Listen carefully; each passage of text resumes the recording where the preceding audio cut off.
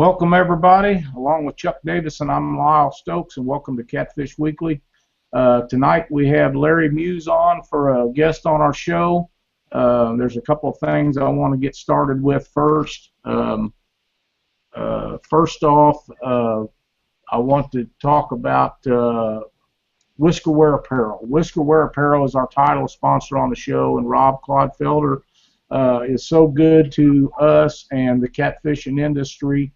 And I wanted to let everybody know that in just a short period of time, you guys will be able to go to Bass & More in Owensboro, Kentucky, and get your catfish apparel there. Whiskerware Apparel will be in the store, so you can go in and get it right there. I know it's just going to be a little bit, but in the meantime, you can contact Rob, and he'll tell you when it's going to be there if you don't want to do the shipping thing. And those people at Bass & More are outstanding folks, and they'll take care of you on all your catfishing needs when you're in Owensboro, your license, your bait, all the stuff. And don't forget, when the Monsters of Ohio come, either Thursday or Friday, we don't have a date set, but we will be doing a live show out of there, and we're going to get as many of the anglers that we can possibly get during that period of time on the show. And we think we've got everything figured out to where we'll be live and doing it, so everybody can stop by there, and we'll run through things as quick as we can, and we're going to have a lot of fun down there at Owensboro. And I know Aaron Wheatley is working really, really hard to make this happen and make it the biggest and the best event that he's ever had, and they've all been good, so looking forward to that. How's it going tonight, Chuck? Great, Lyle. Ready for this fall fishing? Well, it's here. It was high 60s Saturday night in our tournament, and John B. Hyder Jr. and John B. Hyder Sr. ended up with the winning weight. We had a team that had a higher weight but didn't make the weigh-in. I actually pulled them in. They had some boat trouble and missed weigh-in by 2 minutes. I really, really feel bad about that, but my old boat just wouldn't get them there any quicker, and had a pretty good turnout. Justin Wolf had a good night. It was just a really good time, and it was cool. Cindy actually had her coveralls on, so fall fishing is well on its way. Oh, yeah. Tonight we have the pleasure of having Larry Muse on the show. We try really hard to get some of the best fishermen in the nation on, and we're very pleased that Larry has agreed to join us on the show. So you guys in chat, jump right in, and if you have any questions, type them in to us, and we will get them going. Larry, welcome to Catfish Weekly. Thank you, Lyle. I appreciate y'all asking me. And one thing I'd like to say is I really appreciate your sponsors. You know, anybody that's sponsoring tournament catfishing, I'm all for them. And I think we all need to buy their stuff, and not, you know, I like my sponsors, and I like to plug my sponsors, but now I'm for anybody that's doing anything for tournament catfishing. I appreciate it. Oh, I agree 100%. You know, these people can spend their advertising money, most of them, anywhere they want to, but if they're back in catfishing as a sport or as a tournament sport, these are the people that we need to make sure get promoted the correct way and keep them in the industry. We don't want to lose them to one of the other fishing venues, and not that there's anything wrong with supporting those guys, but we actually need to keep growing our sport as much as we can, and the sponsors is what does that for us. Yes, sir. I would like to say, starting off, that kind of so people can see where I came from as far as where I get my ideas, and they may decide they don't want to hear none of this, or they may decide, okay, that's kind of the way I got started too, you know. But I started fishing when I was real little. I mean, real little, just out of diapers with my grandmother. And my grandmother taught me something before I was 10 years old that most catfishermen don't know today, and that's how to pattern fish and how to either go upstream, downstream, deep or shallow or whatever. And we fished off the bank a lot of time under bridges and stuff. And she taught me that we was over in northeast Arkansas, is where I grew up, and we would be under a bridge in the ditch one week, and then she'd say, "Now we're going to go down to the river," and I'd say, "Well, why?" And she said, "Well, the water's falling." And as long as the water was rising, we'd fish uh, St. Francis River and stuff, and some of the tributaries to it. We'd fish those, and if the water was rising, those fish would be all up in there. Well, when the water would fall, we'd go to the river, and we'd go to some deep spots that we could reach off the bank in the river. And so I learned off the bank as just a little guy. You know, there's no sense when that water starts coming down in those tributaries. When that water starts to drop, it don't have to drop much. Them fish coming out of there like hulls coming out of a cotton gin. They leaving. And Granny said the reason they do that is because God made them so that they didn't get left out there in a corn row somewhere. As soon as that water starts falling, they just go, because that's the way God made them. And a lot of my tactics and stuff come from real simple stuff like that. And one thing in Genesis in the 9th chapter, after the ark landed, God told Noah that he could eat meat now, not just vegetables and fruit and stuff. He said, "You can eat meat, do it with thanksgiving," but he said, "The fear and dread of you shall be upon the beasts of the field and the fowl of the air and the fish of the sea."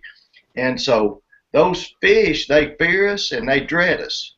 And that'll always be. That is an absolute truth. It's in the Bible, and it will always be. And anything that's always constant and will always be, you need to pay close attention to. And so those fish are going to fear us. They don't even know why they fear us, because God made them that way. That's why they fear us. And I think the older and bigger a catfish gets, the more that fear and dread is in him. And anything that looks unnatural to them in the water, I think they associate that with that fear and that dread. And so I do a lot of my fishing based on these principles. Another thing was in day 5 of creation, God made fish and birds.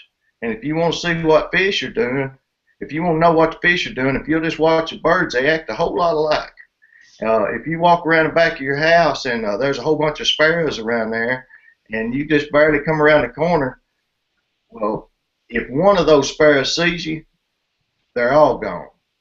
And it's kind of like that with a fish. If you bump into one fish with your line, you didn't just spook that fish. You spooked every fish in the lot right there.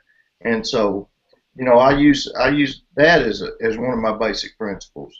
And you know, it usually works out pretty good. Awesome.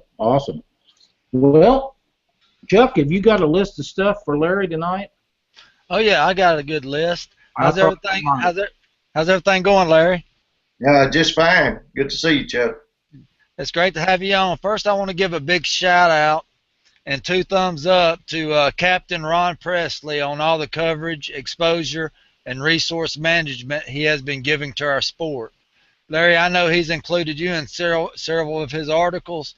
Do you have anything to add to this? Yes, I really appreciate Mr. Ron. He's been in the boat with me several times, and he's a top-notch guy. And he's a good fisherman. He is really a good fisherman. We got 3rd place in Rome last year.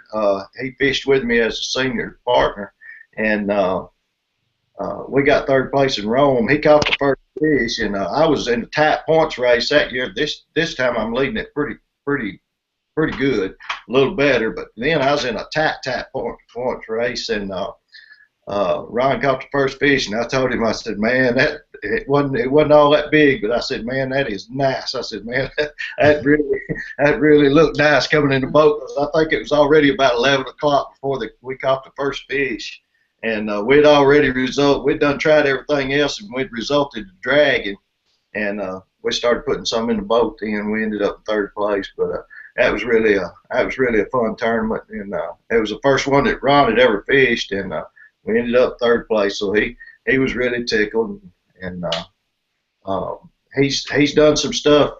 He's wrote some stories. One of them was spot locking on catfish with sailfish poles, and that's a really neat story that he wrote, and there's a lot to be learned in that too for people that fish some lakes and suspend fish in some lakes. I've discovered a few things there that that'll help some. Yeah, that was going to be my very next question for you. I was going to ask you to let's hear about the spot locking with your stepdad's 5'6" sailfish poles with the roller guides, Yeah. and maybe Lyle, with his experience, can help us understand why the roller guides could help the blue cats hang on a little bit longer using them and give them enough time for a good hook set. Yeah. Well, it's kind of my theory that some of these fish that we're hooking and putting back in the water, uh, they got a pretty good memory on them. And a lot of times when you're out there spin fishing, especially in some of my favorite spots, seems like they want to grab a hold of the rod and just load it up, and then they'll turn it loose and they won't take it. Of course, we're using circle hooks, and they've got to take it before you can do anything with them. And we fished several tournaments, and Pop started fishing with us, and he had this old pole, and we kind of joked with him a little bit, and we'd say, "Pop, you get a bite on your sailfish pole, you need to get it." You know, we'd laugh and go, "Oh well, we got it. We was doing pretty fair. We was, you know, in the top 3 just about every tournament." And we got to thinking. I said, "Man, I believe that sailfish pole's cost a big fish about the last 3 tournaments." And Dino said, "Well, what do you think it is?" I said, "Well, I don't know, but order us 2 boys. Order me and you one of them." So he gets online and orders us a couple of those, and we fished the right after we got ours. We fished the World Championship of Catfishing. We got 2nd place, and everything that we weighed, we had 4 other poles besides those 3 with those rollers on it and out, and every fish we caught in that tournament came off of those rollers. And it was a tough bite, and it was one of them times when the fish would load up everything else, just load it a little bit and turn it loose. But when they'd take hold of that roller, they'd take off with it. And I really think that they're feeling that grit of that braided line going through those eyes on conventional poles. And that's just, you know, that brings back that memory when they was caught before, because these are substantial fish that we're catching on those rollers. And that's just, you know, I may be right and I may be dead wrong, but that's just, you know, that's just my theory on it. Yeah, Well, I can see where they're a yeah, lot smoother. I can see where them rollers are a lot smoother, and the quality of them has increased. The reason why I never used them, in our area, there's a lot of guys that are catching spoonbills, and they're snagging them early in the spring, and invariably guys was bringing me rods that had rollers on them. They're sitting there jerking that thing and hitting the bottom and jerking it up and hitting the bottom and jerking it up. And when they jerked that up, that braided line was getting hung in between the roller and the side of the guide, and it was pinching them. They'd get aggravated. They'd lose all their stuff 3 or 4 times a day, and that's the reason why I kind of stay with them.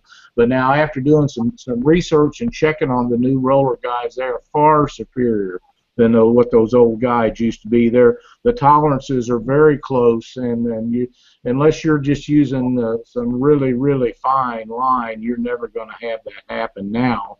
And you know, they're a little bit pricey, but if they work for you, I would rather pay a little bit more and have confidence in something that I like than use something that I didn't have any confidence at all. And the smoothness of them has got to make an effect on things like you're talking about. It just has to. It has.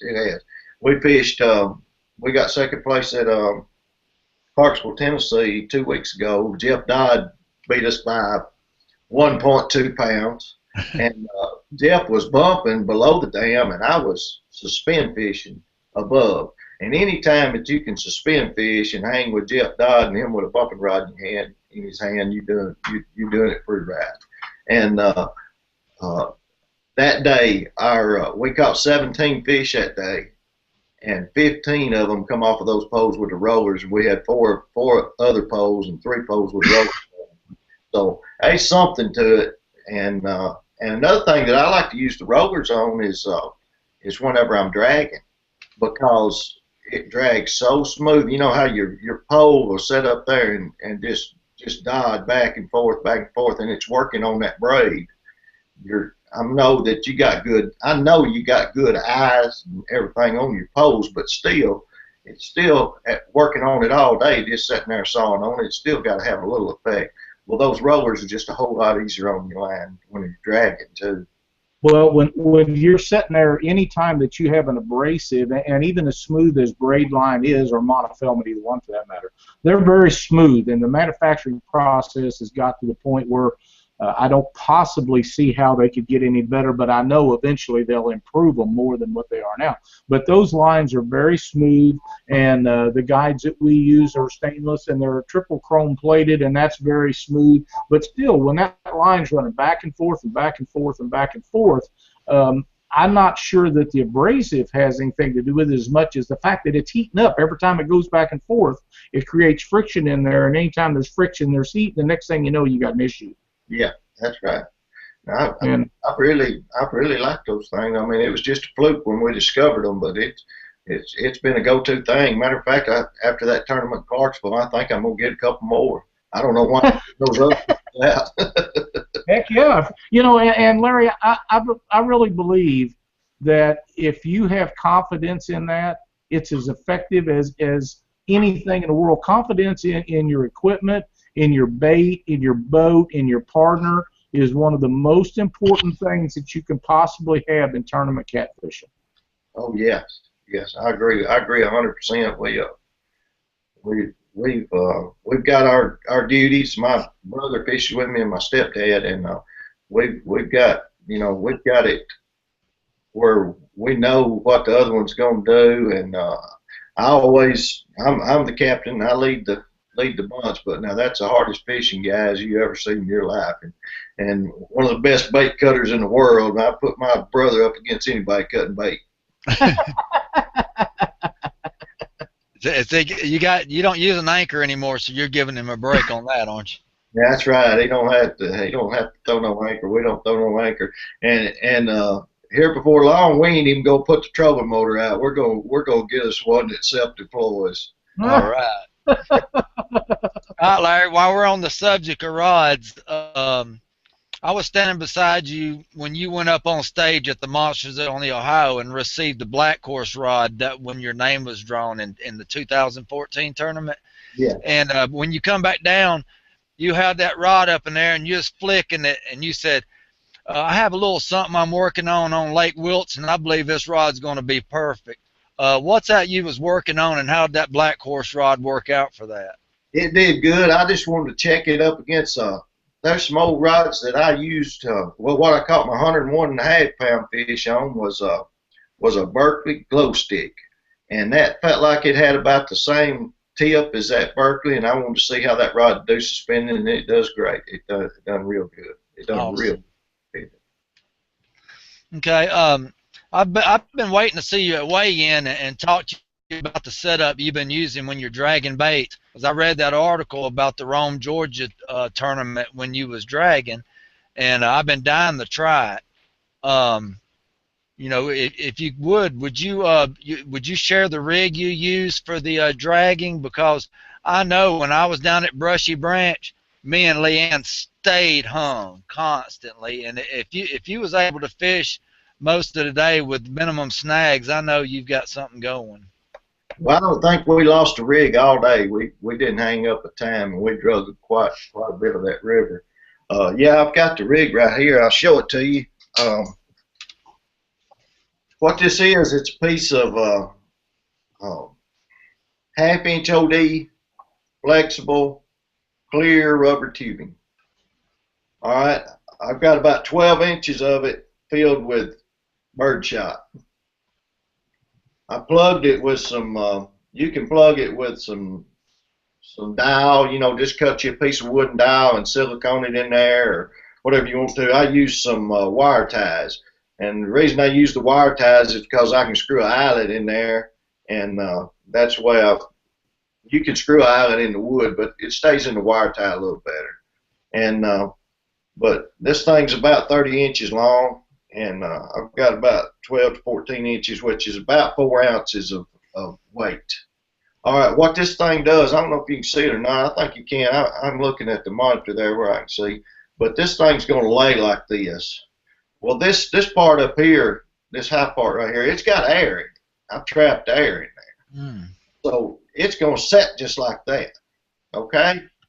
All right, so if there's logs or anything this high, it's already got to start going over the top of it. All right, it's pointed up. And so when the string hits something, it rushes straight up. It don't hang, it don't come down through and hang on something. It rushes straight up and gets over it. Even if there's something higher than this, if the line's coming over, this rushes straight up and jumps. Just goes right over the top of it. All right, then back behind it is my hook, and I'm floating my hook up. Well, my hook's floated up. Of course, this is going to try to float, so it's going to be up here. It's floated up back here like this with my dragging rig, you know, like standing up back here. This is floated up behind it, and I'm dragging it down the river. Can you kind of get the gist of it?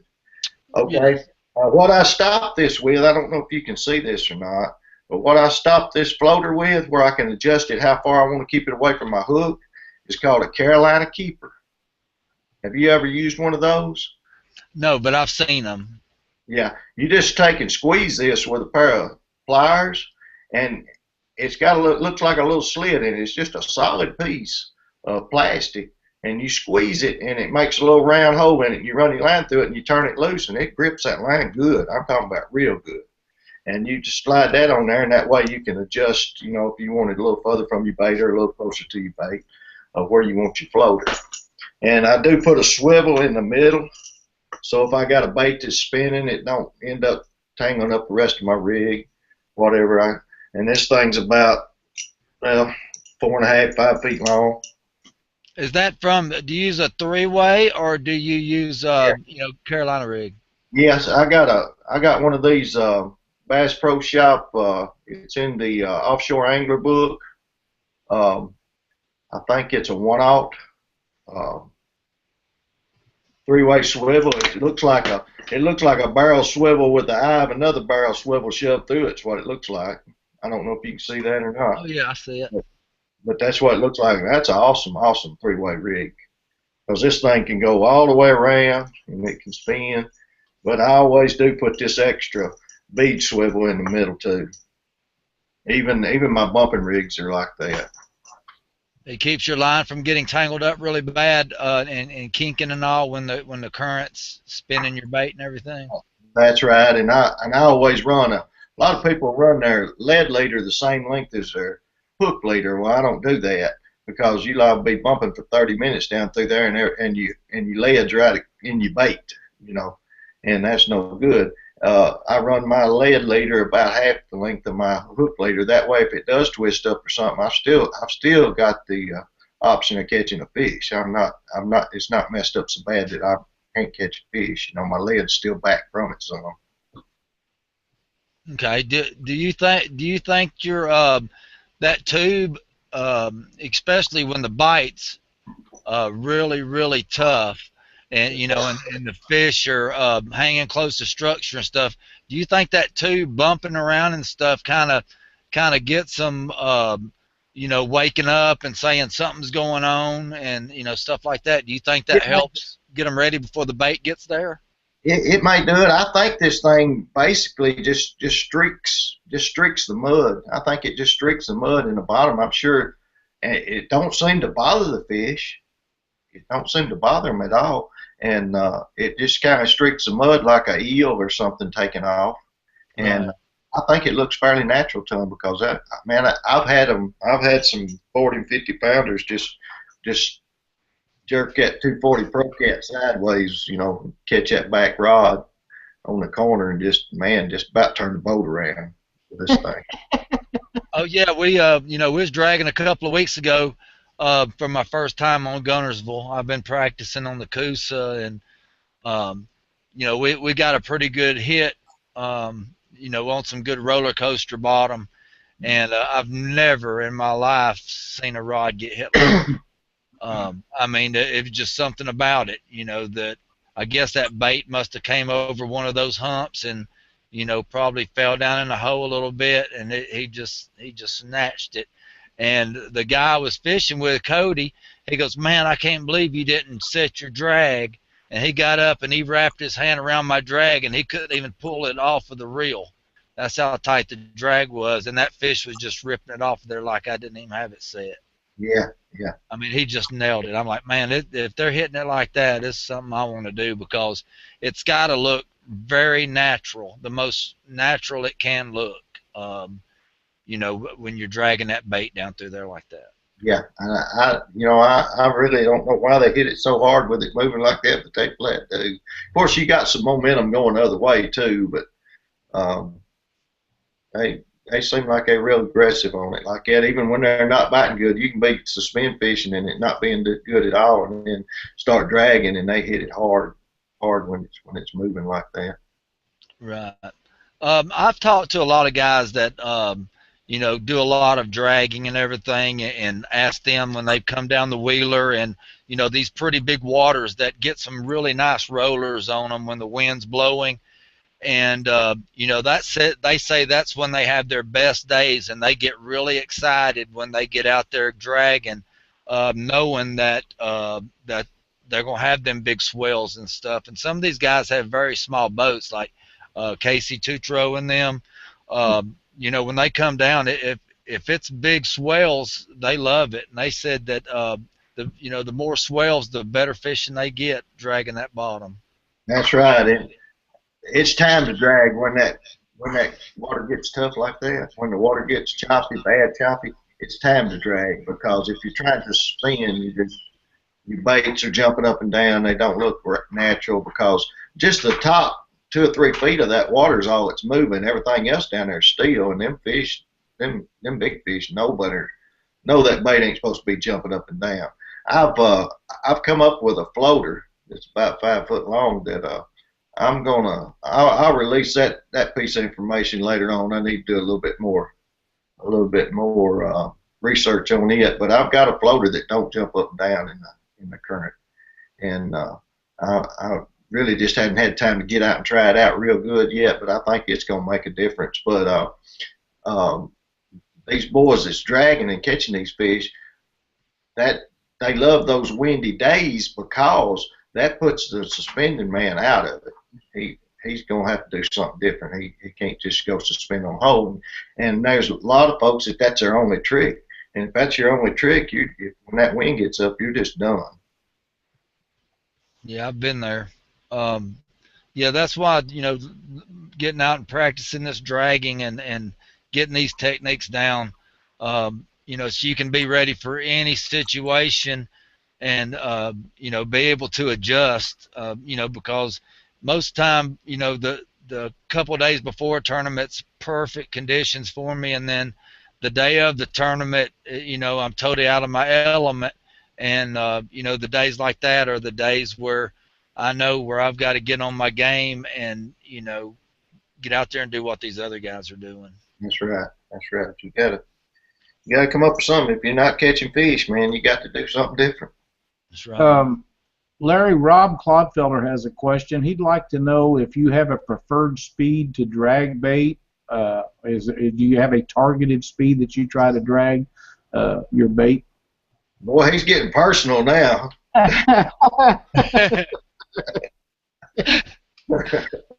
Well, it just depends, and I've talked to a lot of guys that drag anywhere from 3/10 to a mile or a mile and a half an hour. But I guess it depends on how much ground you want to cover. But now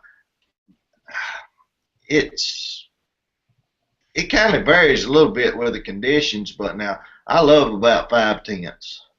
If I can drag about 5/10 of a mile an hour. But the thing is, if you've got no current, you can drag however fast you want to, as far as you can control your speed. If you've got some current but not enough current to bump, then you've got to drag fast enough to overcome the current, or either you got to turn around and drag into the current. And if you're dragging into the current, I don't like to drag upstream at all because I feel like my scent trail's not working for me like it is if I'm dragging downstream. So, but you've got to overcome the current, if you're trying to drag. Usually, if I've got any current at all, I'll bump bottom till the last, till I just can't stand it no more. Till I get down to a 1-ounce sinker and it's nearly under the boat. I'll bump bottom as long as the current will pull my bait out in front of my lid until then I go to dragging. what about getting out there with drift socks and going uncontrolled and just letting your boat take you wherever it's wanting to go, and using the wind and the drift socks to set your speed. And pretty much what I've been told is more than likely you're gonna find the fish because you're covering everything. Right, right. Well, I've got the onyx, the hummingbird onyx, and I'll side scan an area, and I'll mark anything, brush, fish, whatever I can mark, and I'll put me together a few waypoints, and then I'll go to those waypoints, and I go to the waypoints, and I mark my fish. I look, make sure the fish are there, and I get right on top of the fish, and then I try to head right straight into the wind, and then I put my drift socks out, of course, and to slow me down a little bit. But I'll head right straight into the wind from those waypoints, a string of them or whatever, and try to go back over, where I've been targeting fish. I don't just haphazardly go. I mean, not usually, unless it's just a big flat and you're just seeing a red dot here, there, and yonder, pretty regular. But most of the time, I've got several waypoints lined up that I'm trying to hit as many of them as I can as I go down through there, and I use my trolling motor to adjust it as much as possible, But usually you're at the mercy of the wind. That's why I go back to my waypoint, start, and go dead into the wind, and then try to come back across them, dragging like that. So that would be the advice that you give these guys that don't have trolling motors right now, because the guys that we're dealing with on this show right now, it's a lot of them don't have, but good enough electronics to know the water depth. Most of them don't have trolling motors. If so, 45-pound hand thrust, hand controlled trolling motors. So a lot of these guys, they're still going out doing pretty good fishing by learning these little techniques and stuff. So right, yeah. And I mean, there's always fish on ledges and stuff like that. And if you can drag a ledge or a river ledge or anything like that right there, you're going to gather up some fish. There's going to be some there. But yeah, that's great. If they can use some drift socks and get the boat slowed down, which man, I think it's a must to be able to have a GPS depth finder or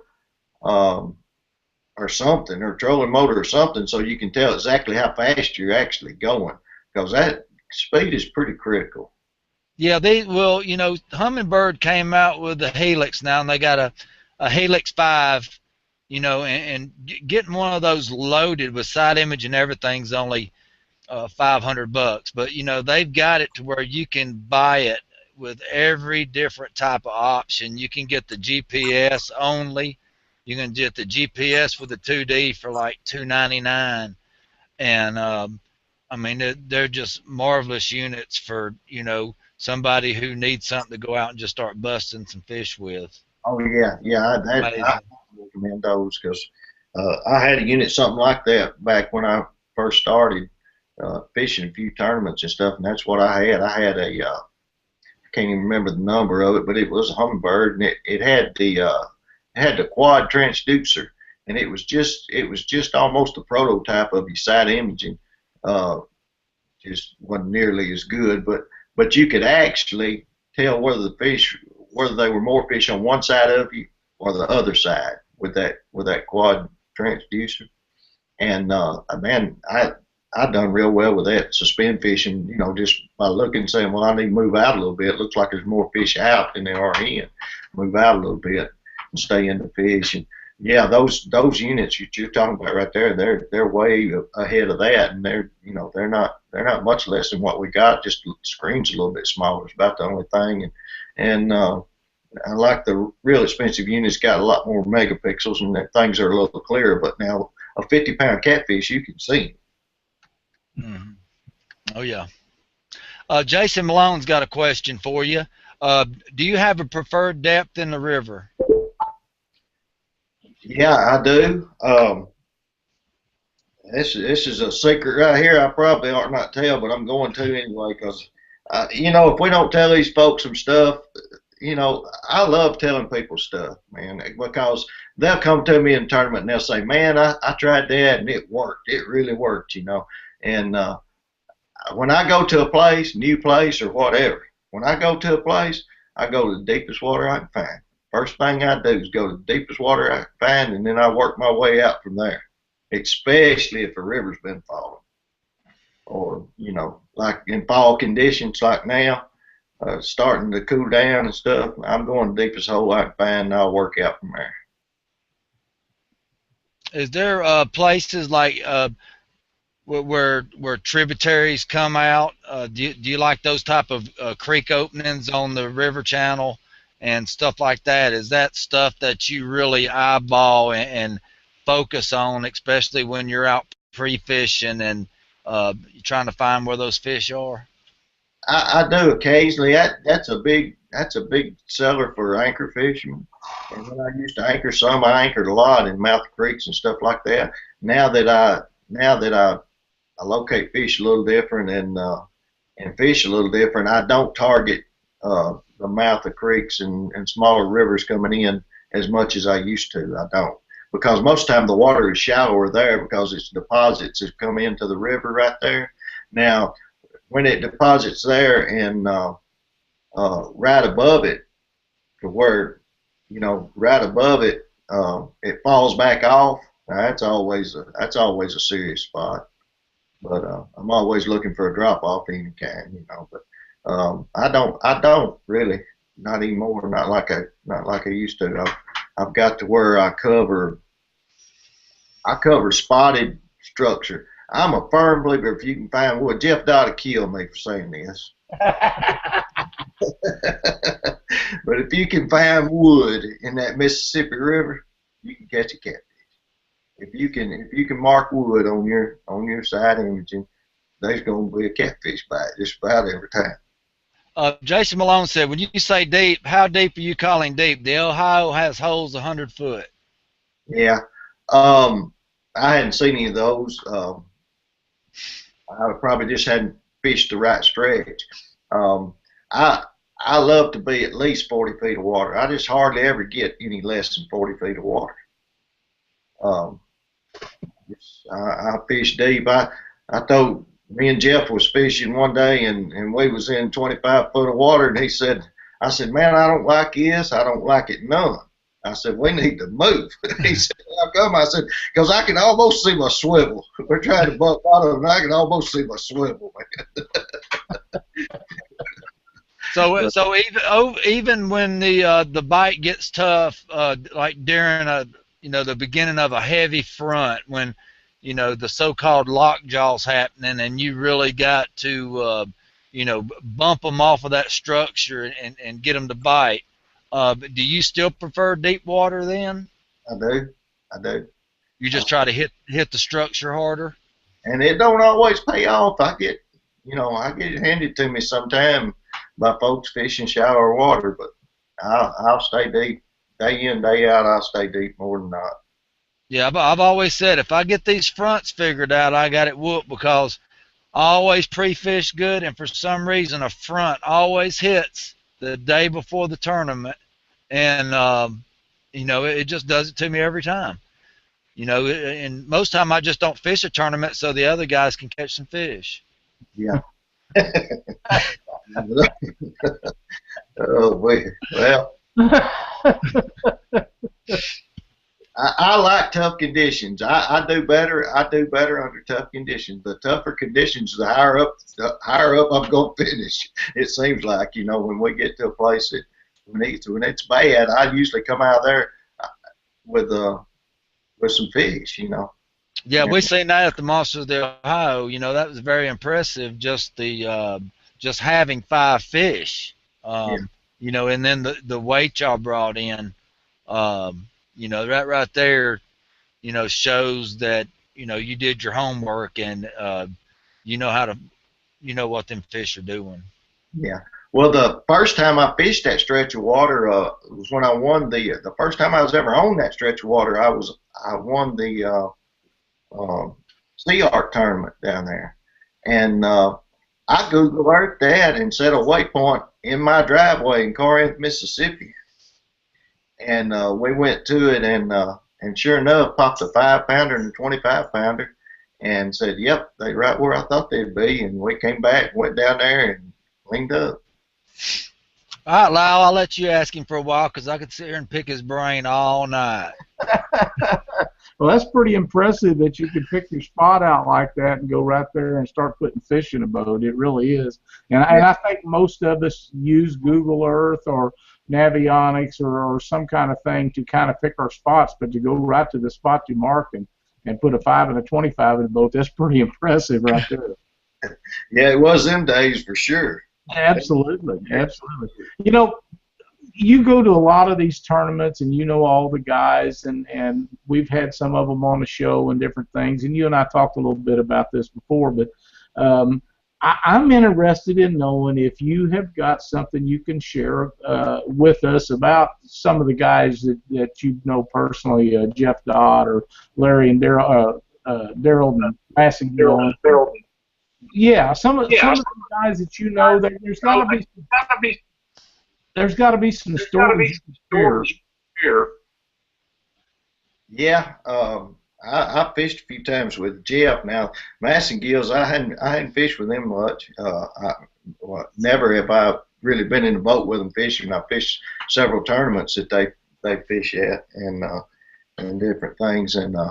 But now Jeff Dodd, he's a piece of work now. That's something else. He'll say, but now, I was telling you about Granny French teaching me some stuff. Jeff Dodd's called me on the phone and he'd say, "Okay, what would Granny French say about this?" And so, he'll get right in there with you. One thing about Jeff Dodd, we was fishing a tournament we was fishing out of Pickwick, and it was like 40 miles back up there to the weigh-in. And you was talking about being late 2 minutes. Well, I had that 20-foot sea arc, and I could run 40 mile an hour on smooth water. And we was trying to get through the lock at Wilson Dam, and that's a 110-foot drop in that lock, and it took us forever to get down. And I had to win and weight in my boat. And I told Jeff. Jeff said, "Well, you got her." We started out of the lock. He said, "You got it." One. And I said, "I don't think I can make it back to weigh-in." He said, he looked at his watch and he said, "We got like 56 minutes. I said, "Man, I can't run 40 mile an hour." And he said, "We got 56 minutes to go 4 miles. I've already lost 4 minutes here." I said, "Man, I don't think I can make it." I said, he said, "Can you run all the 40?" I said, "Yeah, on smooth water." He said, "Well, I'll just have to iron it for you. Just fall in there behind me." So he lagged back. He could run 50. He lagged back and let me draft. And I put it right behind his motor. And we went 40 miles, 30-something miles, however far it was. We went all the way in. We squeaked in with 1 minute, 20 seconds left to weigh in, and I won the tournament, and he got third place. But that right there, that was a charge right there. Well, Jeff Dodd is one of the outstanding guys in our sport. Oh, yeah. You're having some bad feedback, Lyle. Yeah, and I don't know how to stop. You got your external speakers on? No. Is that changing at all? No, your speaker's probably too close to mine. I don't know if anybody else has.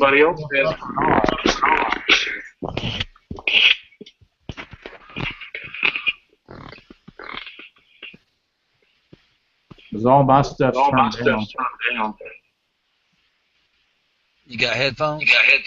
I broke them. Well, go ahead. Go ahead. Something else, and I'll work on. Yeah, try to put a notebook between your speakers and your mic or something. Make you a little wall.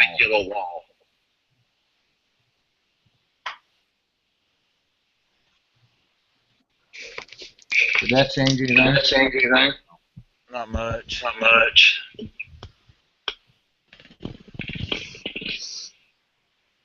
It's even echoing It's when even I talk. echoing when I talk.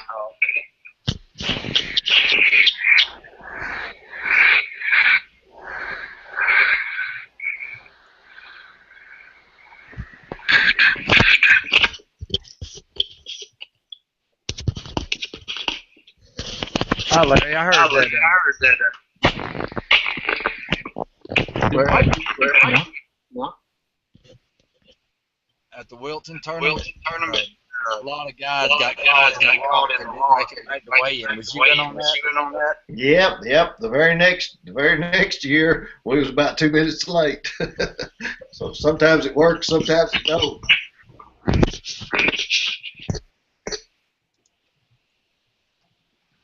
Yeah, they said about 10 boats or something. The Big Rick tournament, all the guys that went up in the Wilton, a lot of them got held up by a barge in the lock. Yeah, there was a barge coming through, and we had to sit and wait till he locked in, and then they filled the lock up. It takes 30 minutes, and we started trying to get back through like at 2 o'clock, and we didn't have to be back down there until 4. But time that barge got in and they filled him up, it takes about 30 minutes to fill the chamber, and then get the barge out of the way, and then let us in, and then drop. It takes about 30 minutes to drop it also. And that's a rise, 110 feet is. And so yeah, we just couldn't get back in time. It just the way it was. And we had enough weight to pull out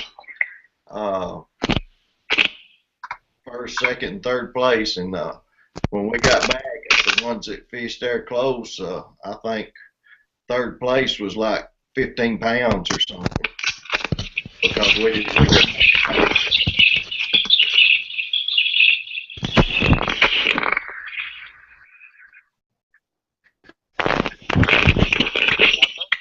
Larry. I don't know if it's Mike together, but Larry's staying on. It makes me think it's him talking. Seems like mine's doing good. Except when we talk. And what we say is coming back to your mic.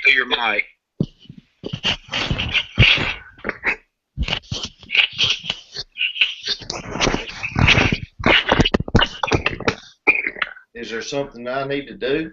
Can you turn your volume? Turn the volume down a little bit?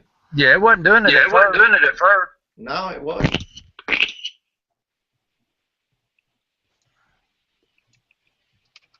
How's that? He turned the volume down. I don't know if I can hear you or not. Yeah, I can hear you. Can you hear me? Yeah, it's echoing. Not as bad. Yeah, turned up a little bit. All right, say something now. Maybe I can hear you. How's it sound now?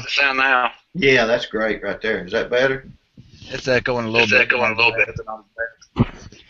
Maybe I'll stay back from it just a little. Yeah. I think where your mic's at, where your speakers at, they're too close together. And when I talk, speaker, it goes right back in the mic. Yeah, this is all contained in the unit. Yeah. You know, I'm going with a laptop here, and it's not got an external mic or anything. Yeah, we've been through it before. Yeah, the guys that locked through that day said that like the top 5 boats would have been in the group of boats that didn't make it. Yeah, we would have. But anyway, big round of Wilson and didn't make it. Yeah, that's the chance you take. Which, anyway, it's all fun. So the guys that go for these tournaments, what kind of advice can you give them on where they can make it back in time and still visit these other lakes and not be scared to lock through? Yeah, well, I don't know. You're taking a chance when you lock through. You're just taking a chance. I like the way they did it on the Monsters tournament where, you know, that we had a lock back through time, and that was good to have that. But on some of these rivers where they got a lot more commercial traffic, there's no way they can do that.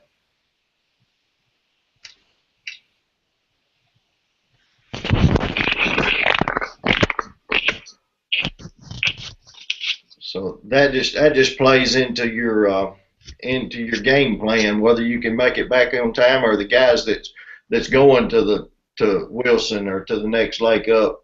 If you want to take a chance that they can't make it back on time and you just catch a 50-pound stringer here, you might win the tournament here if they can't make it back on time. So, you know, that's just part of the game.